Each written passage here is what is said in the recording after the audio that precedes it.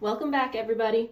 Today we're going to be looking at the last gas equation that we're going to have in this chapter.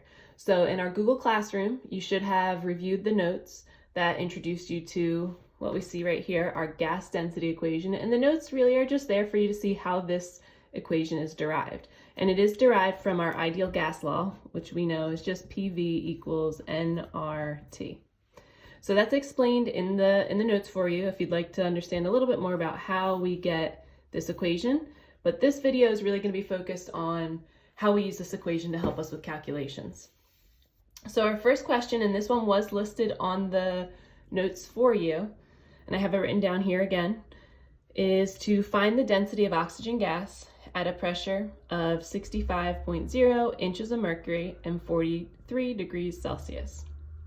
Because this is derived from our PV equals nRT, our ideal gas law, we still need to make sure that our units agree with R. So pressure has to be in ATM, volume has to be in liters, and temperature has to be in Kelvin.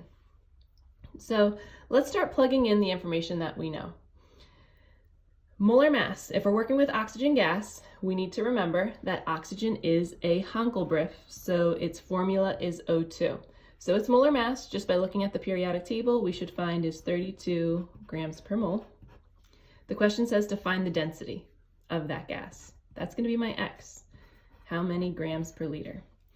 R is our constant, so we're just going to write that in. And temperature, they tell us we're at 43 degrees Celsius. Add 273 because we have to convert that into Kelvin. That'll leave us with 316 Kelvin. And it tells us that our pressure is 65 inches of mercury. We need our pressure to be in ATM like we set up here. So we're going to use our conversions. We can always refer back to our conversion sheet right here. And we know that for every 30 inches of mercury, that will be equal to 1 ATM. So I'll have 30 inches of mercury in our denominator and 1 ATM in the numerator. Factor out the units we don't want to get to the units we do want, and that will leave us with about 2.17 ATM. So our formula is written right above this problem for us. I'm just going to rewrite it. Okay, we can plug everything in. So we know molar mass is 32. Density is what we're looking for.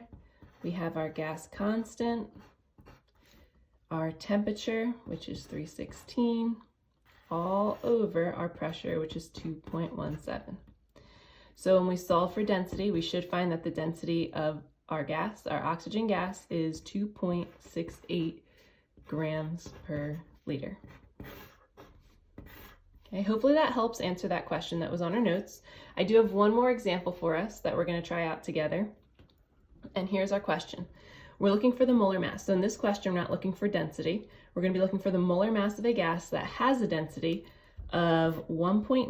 I'm going to go ahead and write that in.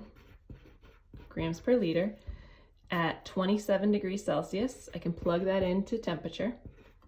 We know we're going to have to convert that into Kelvin. So we're going to add 273, which will give us 300 Kelvin. And it's at a pressure of 1.5 ATM. That's nice. It's already converted for us. We can leave it as 1.5 ATM.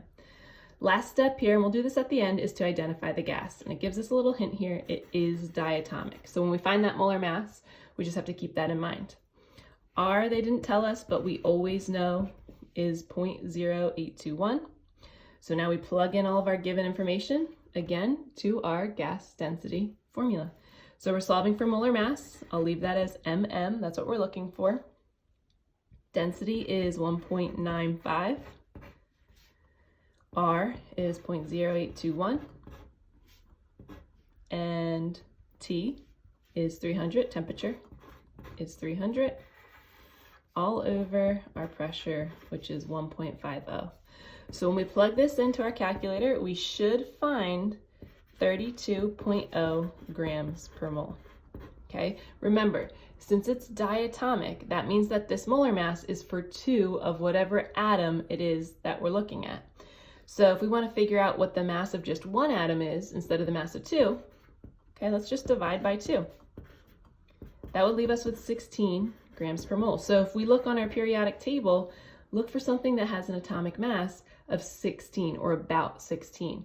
And we should find on the periodic table, oxygen has a mass of 16. And we know that oxygen is one of our Hunkelbriefs, so that coincides with the information that they gave us up there. It is diatomic. So the identity of this gas would be oxygen. Hope this helps. Let me know if you have any questions.